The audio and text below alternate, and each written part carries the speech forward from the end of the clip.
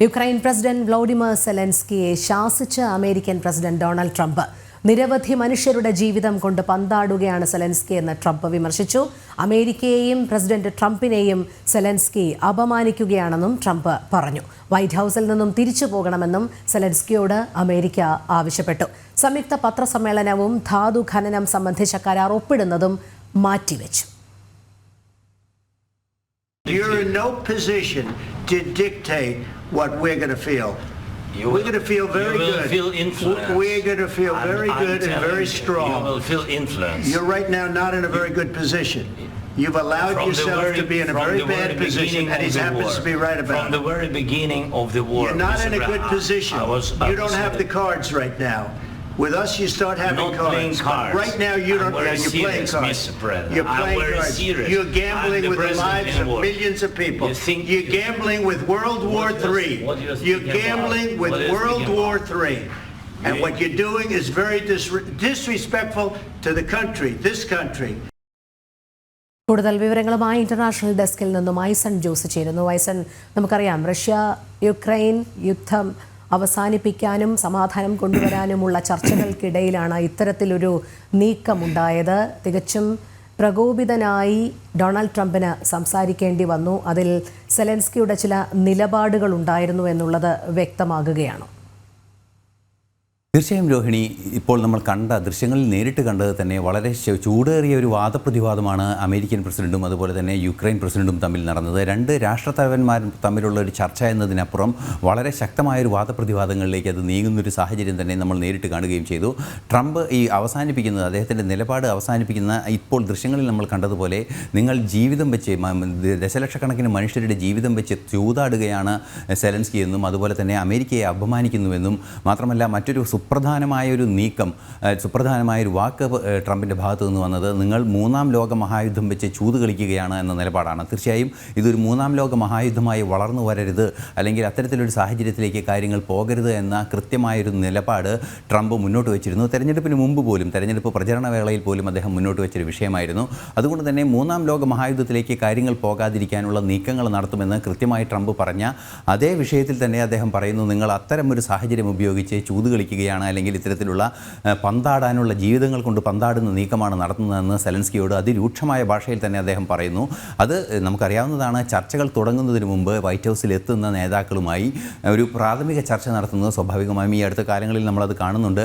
American president അത് അത്തരത്തിൽ, അതായത് ഇപ്പോൾ ആദ്യം ഘട്ടം നടക്കുന്ന ചർച്ച വന്നപ്പോൾ തന്നെ സ്വീകരിച്ച ഉടൻ തന്നെ നടക്കുന്ന ചർച്ചകളും മാധ്യമങ്ങൾക്ക് മുന്നിലാകാവുന്ന ഒരു ചെറിയ രീതിയിലുള്ളൊരു രീതി, ഒരു ചർച്ച മാധ്യമങ്ങൾക്ക് മുന്നിൽ സംഘടിപ്പിക്കുകയും മാധ്യമങ്ങളോട് മറുപടി പറയുകയും ചെയ്യുന്നൊരു രീതി തുടർച്ചയായി ഇപ്പോൾ ട്രംപിൻ്റെ ഭരണകാലത്ത് നമുക്ക് കാണാൻ സാധിക്കുന്നുണ്ട്. അത്തരത്തിലൊരു നീക്കത്തിൻ്റെ ആ സമയത്ത് തന്നെയാണ് സെലൻസ്കി ഈ ഒരു നിലപാട്, ഈ ഒരു വളരെ പ്രതിഷേധകരമായ ഒരു നിലപാട് സ്വീകരിക്കുകയും ചെയ്തത്.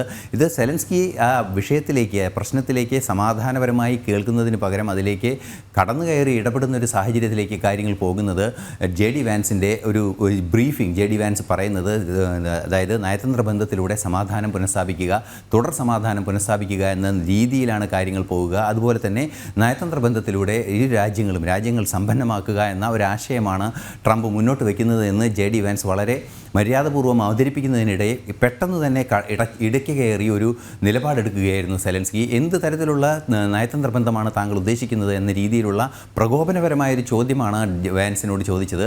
തുടർന്നാണ് ഇത് ക്ഷമയോടെ കേട്ടിരുന്ന ട്രംപ് വളരെ പെട്ടെന്ന് പ്രകോപിതനാകുന്ന, അല്ലെങ്കിൽ അതിനെല്ലാം മറുപടി പറയാവുന്ന ഒരു സാഹചര്യങ്ങളിലേക്ക് പോവുകയും ചെയ്യുന്നത്.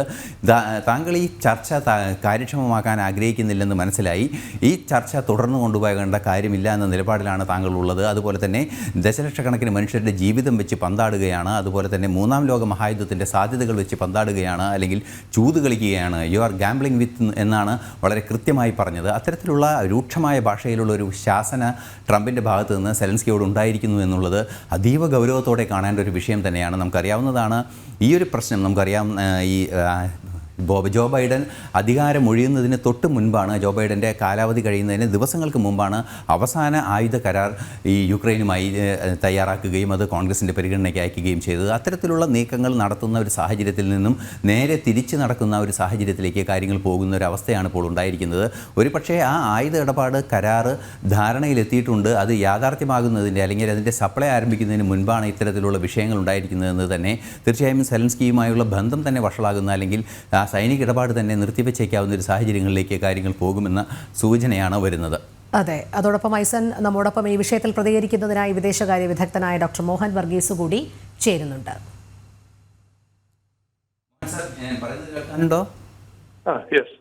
സാർ, ഇപ്പോൾ താങ്കൾ കണ്ടിരിക്കുമെന്ന് കരുതുന്നു ഈ ചർച്ചയിൽ വളരെ രൂക്ഷമായൊരു വാദപ്രതിവാദം, രണ്ട് അന്താരാഷ്ട്ര നേതാക്കൾ തമ്മിലുള്ള ഒരു ചർച്ചയുടെ ഒരു പശ്ചാത്തലത്തേക്കാൾ കടന്നുപോയൊരു രീതിയാണ് കാണാൻ സാധിക്കുന്നത്. എന്ത് തോന്നുന്നു? ഇത്തരത്തിൽ കണിശമായ ഭാഷകളാണ് ട്രംപ് ഉപയോഗിക്കുകയും ചെയ്തത്. യഥാർത്ഥത്തിൽ ഒരു ഉഭയകക്ഷി ചർച്ചയിൽ ഒരിക്കലും ദേശീയ തലത്തിലെ വൻ നേതാക്കൾ ഈ രീതിയിലുള്ള ഭാഷ ഉപയോഗിക്കുകയും പ്രതികരണങ്ങൾ പരസ്യമായി നടത്തുകയും ചെയ്യുന്ന ഒരു പതിവില്ല. അത് രണ്ട്, ഇപ്പോൾ ഏറ്റവും അധികം സെൻസിറ്റീവായി നിൽക്കുന്ന ഒരു വിഷയത്തിലാണ് ഈ പ്രതികരണങ്ങൾ എന്നുള്ളത് കാര്യങ്ങളെ സങ്കീർണമാക്കി മാറ്റുകയാണ്. യഥാർത്ഥത്തിൽ ഈ വഞ്ചി തിരുനക്കരത്തന്നെ നിന്ന ഏറെക്കാലം നിന്നപ്പോൾ എങ്ങനെയെങ്കിലും ഒരു മാറ്റം വരാനായി ധാതു നിക്ഷേപം ഉൾപ്പെടെയുള്ള കാര്യങ്ങൾ, ധാതു ഖനനം ഉൾപ്പെടെയുള്ള കാര്യങ്ങൾ അനുവദിച്ചുകൊണ്ട് വലിയ തോതിലുള്ള സൈനിക ഉടമ്പടിയിലേക്ക് നീങ്ങുകയും ഒക്കെ ചെയ്തുകൊണ്ട് ഒരു കരാറാകാം എന്ന് വരുമ്പോൾ ആ സമയത്താണ് അതിശക്തമായ വിമർശനങ്ങളാണ് ട്രംപിന്റെ ഭാഗത്തു നിന്ന് വരുന്നത്. യുദ്ധത്തിന് കാരണക്കാരൻ സെലൻസ്കി എന്ന രീതിയിൽ മുൻപ് പ്രസ്താവനകൾ ഉണ്ടായി എങ്കിൽ പോലും അത് കുറച്ചുകൂടെ രൂക്ഷമാക്കുന്ന ഒരു രീതിയിലേക്കാണ് ഇപ്പോൾ കാര്യങ്ങൾ വരുന്നത്. അതത്ര ശുഭോദർക്കമായ ഒരു കാര്യമല്ല. കാരണം ഈ സെലൻസ്കിയെ സംബന്ധിച്ചിടത്തോളം വലിയ വിട്ടുവീഴ്ചകളാണ് അദ്ദേഹത്തിന് ഒരുപക്ഷെ ചെയ്യേണ്ടി വരുന്നത്. അദ്ദേഹത്തിന്റെ രാജ്യത്തിന്റെ ധാതു നിക്ഷേപത്തിന്റെ വലിയൊരു പങ്ക് അമേരിക്കയുമായി പങ്കാളിത്തത്തിലൂടെ ഷെയർ ചെയ്യേണ്ടി വരുന്നു. ടെക്നോളജിയും മാൻ പവറും എല്ലാം, ടെക്നോളജിയും അതുപോലെ തന്നെ മറ്റു കാര്യങ്ങളും അമേരിക്കയിൽ നിന്ന് വരികയും അവിടുത്തെ ധാതുക്കളുടെ മേലുള്ള പൂർണ്ണ നിയന്ത്രണത്തിന്റെ ഭാഗികമായെങ്കിലും നഷ്ടപ്പെടുകയും ചെയ്യുന്ന ഒരു അവസ്ഥാവിശേഷ വേദനാജനകമായ ഒരു കാര്യമാണ്. അത് മാത്രമല്ല, താൻ ഇപ്പോൾ സംസാരിക്കുന്നത് പൂർണ്ണ അർത്ഥത്തിൽ ഒരു പ്രസിഡന്റിനോടല്ല എന്ന രീതിയിൽ പല ആവർത്തിയാണ് ട്രംപ് പറഞ്ഞത്. അതായത് കാലാവധി കഴിഞ്ഞും തുടരുന്ന ഒരു പ്രസിഡന്റ്. അപ്പൊ അദ്ദേഹത്തിന് അവിടെ ഇരിക്കാനുള്ളൊരു യോഗ്യതയെക്കുറിച്ചുള്ള ചില സംശയങ്ങൾ ട്രംപിന്റെ ഭാഗത്തു നിന്നുണ്ടായി. ഇതെല്ലാം തന്നെ അനാരോഗ്യപരമായ ഒരു ഉഭയകക്ഷി ബന്ധത്തെക്കുറിച്ചാണ് സൂചിപ്പിക്കുന്നത്. അത് മാത്രമല്ല, ട്രംപ് ഉക്രൈന്റെ കാര്യത്തിൽ നടത്തിയ വളരെ വലിയ സമ്മർദ്ദതന്ത്രം യൂറോപ്പിനെ ആകെ ഇരുത്തി ചിന്തിപ്പിക്കുന്നതാണ്. ലോക രാഷ്ട്രീയത്തെ തന്നെ മാറ്റിമറിക്കത്തക്ക രീതിയിൽ, ഈ പവർ ബാലൻസിനെ കംപ്ലീറ്റ്ലി അട്ടിമറിക്കത്തക്ക രീതിയിലുള്ള നീക്കങ്ങളാണ് ഉണ്ടായത്. പക്ഷെ എല്ലാം കലകി തെളിഞ്ഞ് സെലൻസ്കി അമേരിക്കയിൽ എത്തുമ്പോൾ എല്ലാം സുഗമമാകും, ഒരിക്കൽ ആ ഡീൽ ഉറപ്പിച്ചു കഴിഞ്ഞാൽ പിന്നെ എല്ലാം സുഗമമാകും, യുദ്ധം അവസാനിക്കും എന്ന പ്രതീക്ഷകളാണ് ഇപ്പോൾ ഒരു തുലാസിൽ തൂങ്ങി നിൽക്കുന്നത്. അതുകൊണ്ടാണ് പറയുന്നത്, ഇങ്ങനെയുള്ള കാര്യത്തിൽ ഇവിടെ സെലൻസ്കിയെ സംബന്ധിച്ചിടത്തോളം രാജ്യത്തിന്റെ ജനതയുടെ മുഴുവൻ ആശയം, ആവേശവും പ്രതീക്ഷകളും എല്ലാം തന്നെ ചുമലിലേറ്റി മുന്നോട്ട് കൊണ്ടുപോകേണ്ടതുണ്ട്. പക്ഷെ ട്രംപിനെ സംബന്ധിച്ചിടത്തോളം അമേരിക്കയുടെ വലിപ്പം, America to make America great again എന്ന് പറയുമ്പോൾ അതെന്ത് വില കൊടുത്തും മറ്റുള്ളവരുടെ കണ്ണീരിന്റെ മേലും തന്റെ രാജ്യത്തിന്റെ മഹത്വം, അതൊരു പക്ഷേ ദേശീയ താല്പര്യമായിരിക്കാം, അതിനുള്ള മാൻഡേറ്റ് ആണ് ട്രംപിന് കിട്ടിയിരിക്കുന്നത്. അതുകൊണ്ട് ട്രംപ് അങ്ങനെ പ്രവർത്തിച്ചു എന്ന് കരുതാം. പക്ഷെ ആതിഥ്യ മര്യാദ എന്ന ഒരു കാര്യമുണ്ട്. അത് മാത്രമല്ല, ക്യാമറ കണ്ണുകളുടെ മുമ്പിലും പൊതുവേദികളിലും നടത്തുന്ന അഭിപ്രായ പ്രകടനങ്ങൾ ഒരു പുതിയ ഒരു ക്രമത്തെയാണ് സൂചിപ്പിക്കുന്നത്, പുതിയൊരു സംസ്കാരത്തെയാണ്, അന്താരാഷ്ട്ര രാഷ്ട്രീയത്തിലെ ഒരു പുതിയ സംസ്കാരത്തെ, ഒരുപക്ഷെ മാറി വരുന്ന ഒരു രീതികളെ സൂചിപ്പിക്കുന്നതിന്റെ തുടക്കമാകാം ഒരുപക്ഷെ ഈ അൺഫോർച്ചുനേറ്റ് ഇവന്റ്സ് എന്ന് എനിക്ക് തോന്നുന്നു. സർ, ഒരു സംശയം കൂടിയുള്ളത്, ഈ യൂറോപ്യൻ രാജ്യങ്ങൾ, അതായത് ഇന്നലെ കെയർ സ്റ്റാമർ അമേരിക്കയിൽ എത്തിയിരുന്നു, അത് യുക്രൈന് വേണ്ടി തന്നെയായിരുന്നു എത്തിയത്, അതുപോലെ തന്നെ ഫ്രഞ്ച് പ്രസിഡന്റ് എത്തിയിരുന്നു.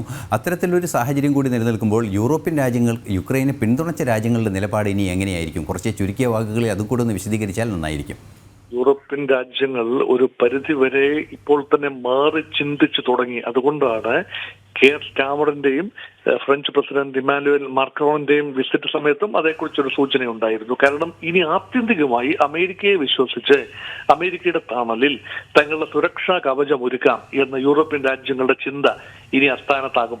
അതുകൊണ്ട് യൂറോപ്പ് കൂടുതൽ തുക തന്നെ ബഡ്ജറ്റിന് വേണ്ടി ചെലവഴിക്കുന്ന ഡിഫൻസ് ബഡ്ജറ്റിന് വേണ്ടി കൂടുതൽ തുക നീക്കിവെക്കാൻ ട്രംപ് ആവശ്യപ്പെട്ടതുപോലെ തന്നെ അങ്ങനെ ചെയ്യാൻ ഒരു പക്ഷെ നിർബന്ധിതരാകും. ട്രംപ് ആഗ്രഹിക്കുന്നതും അത് തന്നെയാണ്.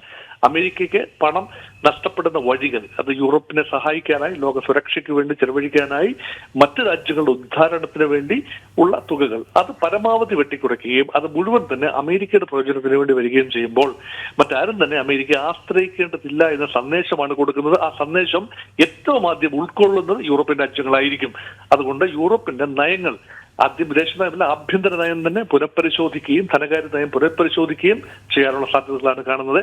ഒരുപക്ഷെ സുരക്ഷാ കാര്യങ്ങളിൽ കൂടുതൽ ജാഗരൂകരായി യൂറോപ്പായിരിക്കും. പ്രത്യേകിച്ചും ജർമ്മനിയും ഫ്രാൻസും ബ്രിട്ടനും പോലെയുള്ള യൂറോപ്പിലെ വൻ ശക്തികൾ അവരുടെ നയങ്ങൾ പൊളിച്ചെഴുതേണ്ട സമയമായി എന്ന് തന്നെയാണ് തോന്നുന്നത്. സാർ, ഒരു സംശയം കൂടി വരുന്നത്, നിങ്ങൾ മൂന്നാം ലോക മഹായുദ്ധവുമായി ഗാമ്പിൾ ചെയ്യുകയാണ്, അല്ലെങ്കിൽ അതുമായി ചൂത് കളിക്കുകയാണ് എന്നൊരു വാക്ക് വളരെ കൃത്യമായി ട്രംപ് പറയുകയും ചെയ്തു. അതിനെ ഒരു വിദേശകാര്യ വിദഗ്ധൻ എന്ന നിലയിൽ താങ്കൾ എങ്ങനെയാണ് അതിനെ നോക്കിക്കാണുന്നത്? മൂന്നാം ലോക മഹായുദ്ധം യഥാർത്ഥത്തിൽ സെലൻസ്കിയോ പുടിനോ തുടങ്ങി വെക്കുന്നതല്ല. അത് ഈ യുദ്ധം അവസാനിപ്പിക്കാൻ പല വഴികളും പല സമയത്തും തെളിഞ്ഞതാണ്. അത് ആ രൂപത്തിൽ എത്തിച്ചു നിർത്തിയതിന്റെ പിന്നിൽ പശ്ചിമ യൂറോപ്യൻ രാജ്യങ്ങൾക്കും അമേരിക്കയ്ക്കും തുല്യ പങ്കുണ്ട്. നെയ്റ്റോയിൽ അംഗരാജ്യമാകാനുള്ള യുക്രൈന്റെ താല്പര്യം, അല്ല എങ്കിൽ യുക്രൈനെ പ്രലോഭിപ്പിച്ച നെയ്റ്റോയിലും ഇയുയിലും യൂറോപ്യൻ യൂണിയനിലും അംഗത്വം എടുപ്പിക്കുക എന്ന ഒരു വെസ്റ്റേൺ ബ്ലോക്കിന്റെ പദ്ധതി, ആ പദ്ധതിയാണ് യുദ്ധം ക്ഷണിച്ചു വരുത്തിയത്. അപ്പോൾ അങ്ങനെ വരുമ്പോൾ പുടിനാണ് യുദ്ധത്തിലേക്ക് നീങ്ങിയതെങ്കിലും റഷ്യയാണ് യുദ്ധത്തിലേക്ക് നീങ്ങിയതെങ്കിലും യഥാർത്ഥത്തിൽ ആ കനൽ തരി എന്ന് പറയുന്നത് ഒരു നയചാതുരിയുടെ ഒരു കുറവാണ്. അമേരിക്കയുടെ ഭാഗത്തുനിന്നും യൂറോപ്പിന്റെ ഭാഗത്തുനിന്നും ഒരു പിഴവുണ്ടായി. അത് തിരുത്തുമെന്ന പ്രതീക്ഷയാണ്. അത് ട്രംപ് വരുമ്പോൾ ഇത് തിരുത്തലുണ്ടാകും, ആ നയത്തിൽ തിരുത്തലുണ്ടാകും. ഉക്രൈനെ ഒരു കാരണവശാലും നെയ്റ്റോയിൽ ചേർക്കുന്നില്ല എന്ന് പറയുമ്പോൾ ഒരു യുദ്ധസമാനമായ സാഹചര്യം അവിടെ പിന്നില്ല. അപ്പോൾ പിന്നെ മറ്റു കാര്യങ്ങളെല്ലാം പറഞ്ഞ് അഡ്ജസ്റ്റ് ചെയ്യാവുന്നതേ ഉള്ളൂ. പക്ഷേ ഇപ്പോൾ പറയുന്നത് യുദ്ധമുണ്ടാക്കാൻ താല്പര്യപ്പെടുന്ന സെലൻസ്കിയാണ് എന്ന മട്ടിൽ ട്രംപ് പറയുമ്പോൾ അതിൽ സ്വയം വിമർശനപരമായ യാതൊരു എലമെന്റും ഇല്ലാതെ പോകുന്നു എന്ന ഒരു ഖേദവുമുണ്ട്.